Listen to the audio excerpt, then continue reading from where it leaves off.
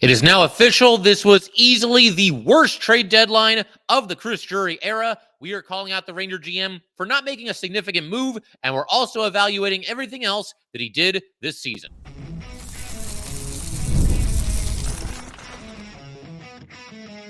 You're Locked on the New York Rangers, your daily podcast on the New York Rangers. Part of the Locked On Podcast Network, your team every day. Welcome back, Blue Shirts fans, to episode number 1085 of the Locked On New York Rangers podcast. I'm your host, John Chick. Just want to thank you guys, as always, for making Locked On New York Rangers your first listen every day. We are free and available on all platforms, including YouTube. And today's episode of Locked On New York Rangers is brought to you by Game Time. Download the Game Time app, create an account, and use code LOCKEDONNHL for $20 off your first purchase. Terms apply. And we are, of course, part of the Locked On Podcast Network, your team every day. So, the season is in the books. We know that. Obviously, it comes to a disappointing end in the Eastern Conference Final against the Panthers. And now that all the dust is settled and the story of the 2023-2024 New York Rangers has been written and has concluded, it is now fair to look back at the trade deadline that Chris Drury and the Rangers had and call it what it is. It is the worst trade deadline in the Chris Drury era. Let me preface this whole episode. This is not just going to be a Drury bashing session because overall, as the Ranger GM, I think he's mostly done a good job. The phrase that I tend to use is he's had more hits than misses. There we go. This team has been in contention, and obviously they had to go through a rebuild to get there, and they have gotten to the Eastern Conference Final in 2 of the last 3 seasons. They've gone, like I said, from a rebuilding team that at times was in chaos and was in turmoil to a bona fide Stanley Cup contender over these last 3 seasons under the watch of Chris Drury. So I think he does get some credit for that for sure. But as we also know, Chris Drury has clearly not been perfect as the Ranger GM either. A lot of people were very underwhelmed by the Ranger trade deadline this season. I was doing a live show, the last couple of minutes of the deadline there and just seeing, this guy's going to go to this team and that guy's going to go over here. And, this guy might stay put. He might actually not get traded, and just kind of reacting to everything happening in real time. And then at the 0 hour, that's when we all found out together that the big trade for the Rangers was going to be Jack Roslovic. Now, the price was right. They only had to give up a 4th rounder to get him. But I, like a lot of you, and I said so on the live show, and I showed it very openly on the live show as well. I was very underwhelmed by what the Rangers did at the trade deadline this season. And just to recap, the 3 pieces that the Rangers brought in order, from the first one that they brought in to the last one they brought in, you got Alex Wennberg, Chad Ruhwedel, and Jack Roslovic. And even saying those names now, you're just kind of underwhelmed by the whole thing. It's they're not bad players, and they can all play a role for a successful team, I think. But yeah, I mean, it just didn't have the feel of a team that was gearing up for a Stanley Cup run and was really kind of, reinforcing itself and adding to the ranks in a major way. Again, very, very complimentary pieces, but nobody that was going to come in here and I think make like a massive impact. And to just kind of go through all 3 players here, we'll go in the order that the Rangers brought them in. So the first one was Alex Wennberg. It was 2 days before the deadline. They acquire him from the Kraken for a 2nd-round pick this year and a conditional 4th-round pick next year. And at the time, it felt a little steep. I mean, Wennberg is, again, he's a guy that can have a role on a good team. I think, that's definitely true. But it felt like it was a little bit pricey to bring in Wennberg for such a cost. And he did some good things for the Rangers. I was really complimentary of him early in the Ranger playoff run. That 3rd line was basically a shutdown line for the Rangers. They were never out there for any goals against the Capitals, and not too many, I don't think, against the Canes either.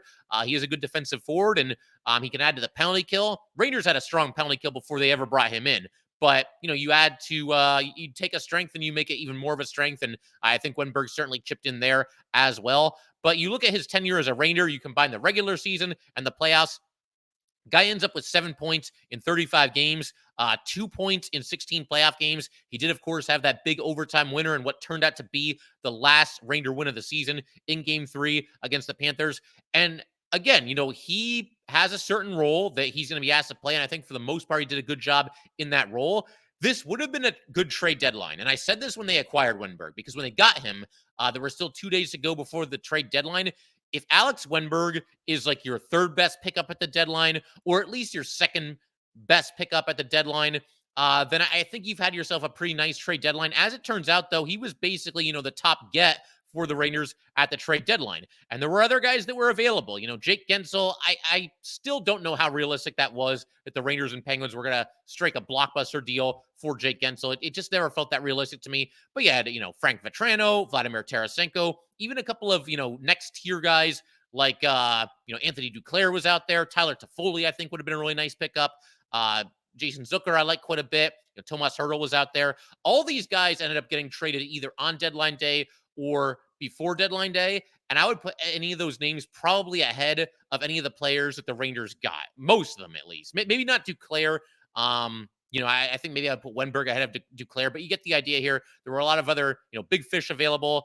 And like I said, all those guys I mentioned, except for Vetrano, they were all dealt at the deadline or, a couple days before, and the Rangers didn't get any of them. And that's really unfortunate because a lot of teams around them improved their team in a major way. I didn't think that the Rangers really did. And as for Wennberg, I just don't look at him as a third line center. He's a strong fourth line center. It's funny because he does do some things well, and I think he's a pretty good skater and seems to have good hands. The guy's got literally zero finish to his game. Even the overtime winner, it basically deflected off of his hand and into the net. And, obviously they all count, and he got in position on that play and everything. But, when you end up with Alex Wennberg, who had 7 points in 35 games as a Ranger, when you end up with Alex Wennberg on your top line in Game 6 of the Eastern Conference Final while facing elimination against a team that very well might win the Stanley Cup, you did it wrong. That's not good enough for a situation like that to have Alex Wennberg on that spot. And none of this is a knock on Wennberg. I mean, he is who he is as a player, and he doesn't control these trades or anything. But it just, to me, when you consider everything I just said there and the way the Rangers ended up using him, having to put him on the top line facing elimination, yeah, clearly they did not do enough at the trade deadline. We'll move on now to Chad Ruhwedel. This is a harmless enough trade. The Rangers send a 2027 fourth-round pick to Pittsburgh in exchange for Ruhwedel. Again, I don't have any real issues with this trade. It does in some ways feel like a little bit of a waste of a fourth-rounder because Ruhwedel only came over here to play 5 total games and obviously never sniffed the ice in the postseason either. And even if anything happened to the Ranger defenseman, pretty confident Zach Jones would have been the next man up and he would have gotten into the lineup. But I still understand why they did it. If the injury bug bites in the playoffs, you don't want to have to throw guys out there who have never played in the NHL or barely played in the NHL. So I at least understand why he was acquired. The funny thing about Ruhwedel is of all the Ranger unrestricted free agents, we're going to talk about the RFAs a different day. The unrestricted free agents, he might have the best chance of being back just because he won't cost that much to re-sign. I think he could have him on a 1-year deal. And as like a seventh defenseman, I think Chad Ruhwedel might be about right. He'd be a good fit for that kind of a role. So we'll see how it goes there. No real issues with this trade, but again, it's just part of what was an underwhelming trade deadline for the New York Rangers. And one more player to talk about here, and that would, of course, be Jack Roslovic. And with Roslovic, the one thing you can say is at least they didn't give up a whole lot. They only ended up giving the Blue Jackets a 4th-round pick for 2026. It would have upgraded to a 3rd-rounder if the Rangers made it to the Stanley Cup final this year. That's a price I would have been more than happy to pay. That did not happen, and it now stays a 4th-rounder. Now, Roslovic, at times, he did make some plays. I think his best showing as a Ranger was Game 6 against the Canes. He had the secondary assist on 2 of Kreider's goals when Kreider was out there getting the natural hat trick. There was one where he was pinned against the boards and still able to kick the puck ahead to Mika Zibanejad that set up the Kreider goal. Another one where he was kind of cycling the puck in a really tight spot, kept the play alive again, and Kreider ends up scoring a goal to complete his natural hat trick. With all that said, and one more thing that I'll say in Roslovic's favor, only 5 Rangers in the playoffs ended up with more points than he did. He had 2 goals and 6 assists, so obviously 8 points. But again, with all that said, I just don't think this was the move for the Rangers to make. I will always say that the Rangers get more, or rather, they are more physical than they'll ever get credit for. But when you watch this series against the Panthers, very clearly the Panthers are the more physical of the 2 teams. And when you bring in Roslovic, he's kind of a finesse player, and I just don't think he's what you needed for that top line with Mika Zibanejad and Chris Kreider. You want to bring in somebody that could really kind of stick his nose in there, go to the dirty parts of the rink, dig some pucks out, that kind of thing. When I hear things like that, I don't really think about Jack Roslovic. And, those kinds of players were available. They were available at the deadline. Even if you have to bring in somebody that maybe doesn't have quite as many points as Roslovic, but is willing to do some of the dirty work and give him a shot with Mika and Kreider, maybe that would have worked a little bit better. I just feel like Roslovic was very redundant in a way. you basically just bring in a player who's basically a third line caliber winger, and you add him to this revolving doors of third line wingers that the Rangers are trying to transform into a top line winger to play with Mika Zibanejad and Chris Kreider. I mean, we went through the list multiple times, from Kako to Wheeler, Brodzinski, VZ. You had Wennberg out there in Game 6 facing elimination. They basically tried everybody on the team at one time or another in that role with those two players.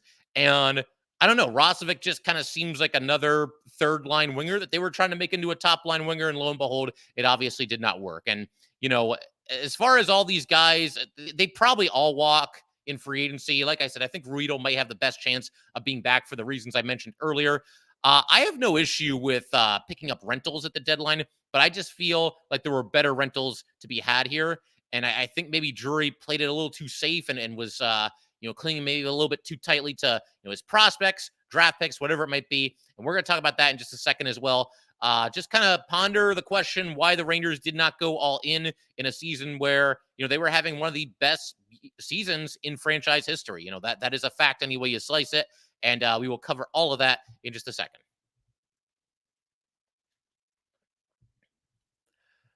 All right, we just want to go ahead and let everybody know that today's episode of Locked On New York Rangers is brought to you by Policygenius. A lot of life is unpredictable, but a good life insurance plan gives your family a financial safety net to protect against some of the unknowns. Policygenius is the country's leading online insurance marketplace. It makes choosing the right policy for your family quick and easy. With Policygenius, you can find life insurance policies that start at just $292 per year for $1 million worth of coverage. Some options are 100% online and let you avoid all those unnecessary medical exams. Policygenius helps you easily compare your options from America's top insurers in just a few clicks. Their award-winning agents can even walk you through the process step by step. Get peace of mind by finding the right life insurance with Policygenius. Head to policygenius.com or click the link in the description to get your free life insurance quotes and see how much you could save. That is policygenius.com.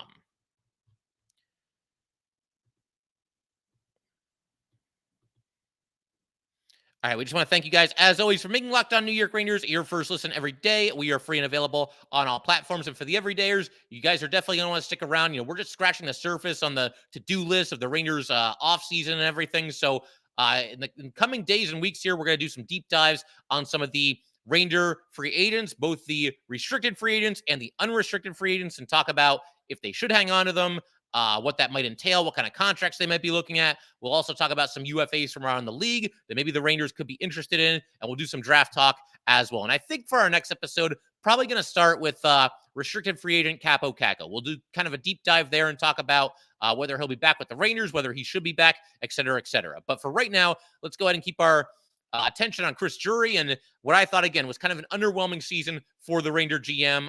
No moves that he made that were like complete train wrecks, but he's had better seasons than this. I think this might have been the weakest season of the Chris Drury tenure as far as, the moves that the Rangers made. So I will say this in Drury's defense, because a lot of us, again, felt very underwhelmed by what the Rangers did at the trade deadline. And more than that, I think we felt underwhelmed by what the Rangers did not do at the trade deadline. And it's hard to know exactly how much blame to put on Chris Drury for this, because what exactly were the asking prices for, Jake Gensel, or what did the Ducks want for Frank Vatrano? There was some talk for a while there that, maybe the Rangers could do a package deal, bring in Frank Vatrano and Adam Henrique. That obviously did not happen. But again, what did the Ducks want? Were they insisting on a first-round pick and a second-round pick and Othman or Perreault? If it's that high, then I can understand him not doing that. I can understand in general, him not wanting to move on from Gabe Perreault or Brandon Othman for half of a season of somebody like Jake Gensel. What I can't understand, though, and I don't know if this was the case, but imagine if like the Rangers and Ducks had a deal in place, and the reason, we'll go back to that hypothetical that I just threw out there. The idea of bringing both Frank Vatrano and Adam Henrique, who I think both could have helped this team, especially Vatrano. But if the reason the Rangers didn't do that is because they refused to include, say, like Kaapo Kakko in the trade, then that's a big time swing and a miss by Chris Drury, because, Kako, another underwhelming postseason here. It's the same song and dance. The metrics are in his favor, and he's a good defensive forward and everything. And obviously, he can help you maintain possession in the offensive zone. That's all well and good, but he does nothing offensively as far as scoring to help this team. So if Capo Caca was the deal breaker for Chris Drury, then he messed up. And I think also if some of the secondary prospects for the Rangers were the deal breakers, like maybe a Brett Berard, who I really like. He's one of my favorite kind of under the radar Ranger prospects. But if not trading Brett Berard, if refusing to part with Brett Berard is the reason why the Rangers didn't get Jake Gensel or Frank Vetrano, then that's not good either. And same thing with maybe even Adam Sikora. Adam Sikora is a little bit, I think, higher on the Ranger prospect list than somebody like Brett Berard, but I don't think somebody like that should be untouchable either when you've got the best record in hockey and you're trying to win your second Stanley Cup in 84 years. At a certain point, you got to push the chips in and you got to go for it. And, there's people that will hear all that and say, well, I don't think this is the season for the Rangers to go all in. Well, if not now, then when do you do it? I'm not saying that the Rangers can't possibly get back next season, can't possibly have another deep playoff run. I mean, they did it this year, but man, they had some magic going this year. The Panarin season and Lafreniere's breakout and Trocheck having an amazing season. Igor Shesterkin doing his thing. It's just hard to imagine that they're going to get a shot at this thing that's even better than the one that they just had. And that being the case, again, if you're hanging on to secondary prospects or players like Capo Caco and being afraid to go all in because you don't want to lose one of those guys, then I just don't really understand that logic, because the Rangers really did have a chance even without the big move. You saw how far they went. They were 2 wins away from making it to the Stanley Cup Finals. So maybe another big time player puts them over the top and maybe they beat the Panthers. Who knows? We'll never know the answer to those questions, but I do think that, a more aggressive trade deadline probably would have been a good thing for the Rangers. That they would have really lined up well against this Panther team, and maybe that would have been enough to push them over the finish line, at least in the Eastern Conference. And then you're in the finals and you'll take your chance with whatever happens there. One other thing that I'll say in Drury's defense, there was a rumor, though, that James Dolan, obviously the Rangers and Knicks owner, that he did not want the Rangers to trade their first round pick this year because he wants the Rangers, and more specifically himself, to be part of the NHL draft that is going to be happening at the Sphere in Las Vegas. And obviously, if you don't have a first round pick, I mean, you can obviously still be there, but there's not as much buzz around your team, and maybe he just couldn't handle that. I have not seen this report 100% confirmed or denied, but it's at least possible. And again, I don't know for sure if this is the case, but it's possible that Drury was told he couldn't move his first round pick, and maybe he felt a little bit handcuffed with that being the case. I guess the silver lining is they still have their first round pick, but to me, if a first round pick would have landed you a big time player, then that was the move to make. And unfortunately, the Rangers, for one reason or another, did not do that. And, again, you look around the league and there's other really good players being traded. I went through the gauntlet just a second ago and listed a couple of players that did get moved. You look at the Canes, they get Gensel, even Kuznetsov. He's kind of a shell of himself at this point, but that's a player that has gotten it done in the playoffs and obviously has a Stanley Cup and is still something of a threat. The Panthers go out and they get Vladimir Tarasenko. Tarasenko hasn't exactly set the world on fire with the Panthers, but, for a minute there, I was thinking this Ranger-Panther series, maybe we avoid the former Ranger curse, and then lo and behold, Vladimir Tarasenko ends up with the series-clinching goal for the Florida Panthers. So we almost dodged it, but just couldn't quite do it. But yeah, I don't know. To me, again, this was the worst trade deadline of the Chris Drury era. And I know, some people might look at last year and say, well, hey, the Rangers, they made it to the conference final this year. And you just said they were 2 wins away from the Stanley Cup final. And last year they made all these moves and they lost in the first round. That's all true. But last year, at least they went for it, and they were having a good season. And you don't know how long this window is going to stay open. And when you have the chance to land players like Patrick Kane and Vladimir Tarasenko for what I thought were very reasonable prices, you go out and you do it. And again, I know it didn't really work out for the Rangers. Obviously, they lost in the first round, but at least they tried. At least they gave it a shot. And this year, they basically went shopping at the dollar store. And that's no disrespect to any of the players that the Rangers brought in. But if you think like Alex Wennberg or Chad Ruhwedel, you think these guys are like the missing piece, and this is the player that's really going to put you over the top and land you a Stanley Cup. I mean, they could have won the Cup this year. It's entirely possible. But the true all-in, like we are going for it move was the move that the Rangers simply did not make at the trade deadline this season. And unfortunately, like I said, worst trade deadline to date for Chris Drury. And 2 years ago, you bring in Kopp, Vetrano, Braun and Mott and all those guys. had a role. And I think, for sure, Vetrano and Kopp gave you a lot more 2 years ago than Roslovic and Wennberg did this time around. And not that Vetrano and Kopp were superstars at the time. They weren't, but they ended up, playing a bigger role for the Rangers and contributing more than, obviously a lot of these guys did that the Rangers brought in at this trade deadline. But we're going to keep everything rolling in just a second. Figure while we're talking about Chris Drury, we might as well go ahead and look back on a couple of the off-season and in-season moves that he made and just kind of see how he did there. Now that the season has concluded, it's fair to, properly evaluate it, and we will do that in just a second.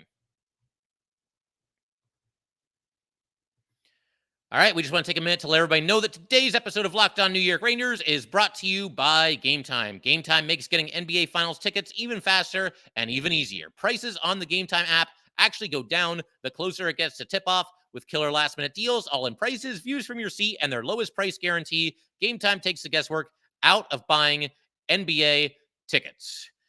Save up to 60% off buying last minute for sports, concerts, comedy, theater, etc. Save even more with exclusive in-app deals on select seats ahead of the game or the event, and save even more when you choose a section and let Game Time choose the seats. Take the guesswork out of buying NBA Finals tickets with Game Time. Download the Game Time app, create an account, and use code LOCKEDONNHL for $20 off your first purchase. Terms apply. Again, create an account and redeem code LOCKEDONNHL for $20 off your first purchase. Download Game Time today. Last minute tickets, lowest price guaranteed.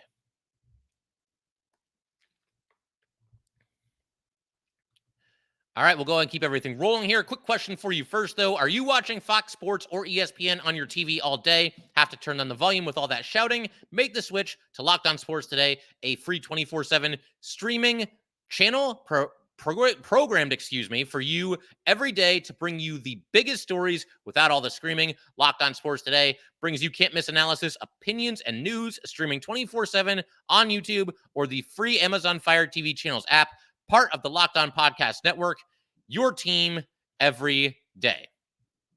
All right, so like I said, let's go ahead and keep everything rolling here. I want to, where we're talking about Drury and specifically kind of focusing in on the trade deadline, the what turned out to be a very lackluster trade deadline for the New York Rangers. He just didn't have that move that was really going to push this team over the top.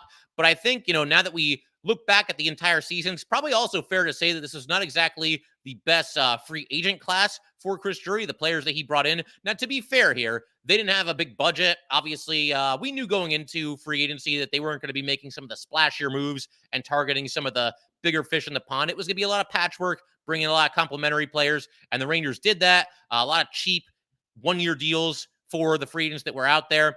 And you look at some of the signings that he made, though, most of them were not great.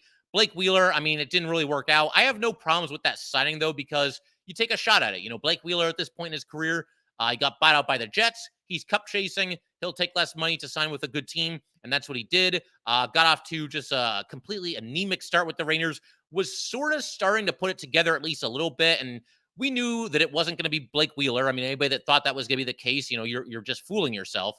But he eventually started to pick it up a little bit with Mika and Kreider. And then, of course, he has that devastating injury, comes back for the one game in the playoffs. Rangers lose that game in overtime. But you can't really look at the Wheeler signing. It's nothing that was harmful for the Rangers, but you can't call it a great signing either because it just didn't work out. And, like I said, we're going to have episodes where we take a look at all the UFAs and RFAs for the Rangers in greater detail. But for right now, I'll just say, can't imagine the Rangers bring Blake Wheeler back after, this season. The fact that he is older now. Another player that they brought in via free agency, Nick Bonino. And obviously that didn't work out too well either. Now, again, all the players I'm mentioning here, the Rangers are basically bringing them in for, six figures and very, either the league minimum or just a shade above that. So these are not franchise crippling decisions here, but you can't look at, a signing of Nick Bonino and say, yeah, that really worked out. That was a savvy move by Chris Drury. I thought Bonino got off to a decent start with this team, obviously, in his penalty killing role and just bringing some grit and centering the fourth line. But the speed of the game was just too much for him. It just didn't look like he could keep up anymore. And his game basically fell off a cliff and he's no longer a New York Ranger. Another signing was Tyler Pitlick.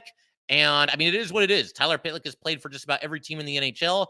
When you need a 12th forward and you need to save some money somewhere, you sign Tyler Pitlick. That's what the Rangers did.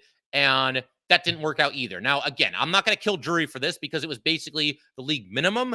And, when you make signings of guys like Bonino and Pitlick, I think you do so with the idea that these guys might eventually get squeezed out. We might call up a prospect from the AHL. We might make some moves at the trade deadline that push these guys out of the lineup. But Tyler Pitlick was eventually placed on waivers, sent down to the Wolfpack, and we never heard a peep out of him again. I mean, we talk about the Wolfpack every now and then on this podcast, and he had some moments for that team, but I would imagine Tyler Pitlick's probably on his way out the door as well.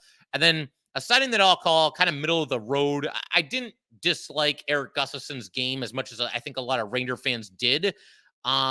He at least made it through the season with the team, so there's that. Got off to a fantastic start. Stepped up big when Adam Fox was hurt, quarterbacking the top power play unit. That unit did not miss a beat. But then some inconsistency starts to creep into his game. And I think after a while, you start to realize why, like Pitlick, Eric Gustafsson is on a different team just about every season. There were calls early in the season for the Rangers to look to lock up Eric Gustafsson with an in-season contract extension. They, of course, did not do that. I, at the time, was open to that idea, but I said it's probably better to wait for him to cool off a little bit because he was on fire when everybody was throwing this idea out there. And naturally, if you sign him then, the price is going to be a little bit higher. They don't end up giving him an extension of any kind. And at this point, I think he probably walks in free agency. But I don't think it was like the train wreck signing that certain Ranger fans would have you believe. He was just there. He was a run-of-the-mill sixth defenseman. And in that role, I think he was okay. There was one excellent free agent signing, though, and I think a lot of you know where I'm going with this. That was Jonathan Quick. Jonathan Quick, a lot of people left him for dead. You got to know by now, you never count out a legend. You never count out somebody that has been one of the best players in their sport and put together a Hall of Fame resume. Even as they start to get older, never underestimate their ability to rely on their competitiveness that got them to where they are in the first place. Never underestimate their ability to make some adjustments. And in the case of Jonathan Quick, never underestimate his ability to adapt to a new role. It's the first time in his career, probably ever since he was about 5 years old, where he's ever been the clear-cut backup goalie, and he did an awesome job in that. And I think Drury deserves a lot of credit for bringing him in and believing in a veteran goalie, and not just from what he does on the ice, but also it sounds like he was one of the true leaders in the locker room, and just an excellent teammate. One of the best teammates you could possibly ask for, and it's awesome that Jonathan Quick got that 1-year extension. He'll be back with the Rangers this upcoming year, which brings me into next Drury moves, and that are the 2 in-season extensions that he gave out. As I mentioned, Jonathan Quick gets a 1-year deal. He did get a little bit of a raise up to about $1.2 million, but based on how he played, as well as the intangibles that he brings to that locker room, I think that's money well spent on Jonathan Quick. And the other in-season extension was for Johnny Brodzinski. He gets a 2-year extension. It's harmless enough. I think Johnny Brodzinski certainly earned it. It's a cool story that, like I've mentioned in the past, that, it took until he was 30 years old for him to become an NHL regular. Gets a chance with the Rangers, absolutely busts his tail every single night, gets rewarded with a 2-year contract extension with the Rangers. And I think it's a good move. If you go into next season with Brodzinski as your 12th or 13th forward, I think that's perfectly fine. And not even just fine. That's a good way to go into your next season. I think Brodzinski's good in that role, and that was a good move by Drury. But on the whole, yeah, I don't think this is Drury. You put everything together that we just talked about. His moves at the trade deadline, the moves that he did not make at the trade deadline, and all the free agent signings coming into the season. You look at everything he did there and the in-season contract extensions. I can't give Drury any better than probably like C+ for the season. I mean, is that about right? I think the trade deadline more than anything is what really hurts, because again, I don't really care about the fact that Nick Bonino didn't work out or Tyler Pitlick didn't work out. They were making basically the league minimum, and you have to fill out your roster with some inexpensive depth forwards, and that's what the Rangers did. There's no issues there, really. Were there some other players that turned out to be diamonds in the rough that also signed for 6 figures that were better than Bonino and Pitlick? Probably, but again, there's nothing franchise crippling about those moves, but the trade deadline is what really brings down the grade. And I can't go much higher than I would say probably a C+ for Chris Drury this season. But you hope that, he has another good offseason here. He's had good moves in the past. He had a couple of good moves this season. And you hope that, with whatever budget the Rangers have and whatever tough decisions they have to make, that he gets it right this year and gives this team the best chance they can possibly have to get back to where they were this season and possibly even beyond, because they were right there, 6 wins shy of lifting the Stanley Cup over their heads. But tough decisions to be made, and Chris Drury is certainly going to earn his paycheck or not earn his paycheck this offseason. We will see how it goes, and we'll continue to discuss going forward on Locked On Rangers, all the options that the Rangers have. But that will do it for today, guys. Once again, if you'd like to get in touch with this podcast, please send an email to lockedon nyrangers@gmail.com. Once again, that is lockedonnyrangers@gmail.com. Definitely give us a follow on Twitter as well, at LO_NY_Rangers. Once again, that's at LO_NY_Rangers. And definitely subscribe to the Locked On New York Rangers YouTube channel. And a huge thanks to those of you who already have. Thank you guys as always, and I will see you next time.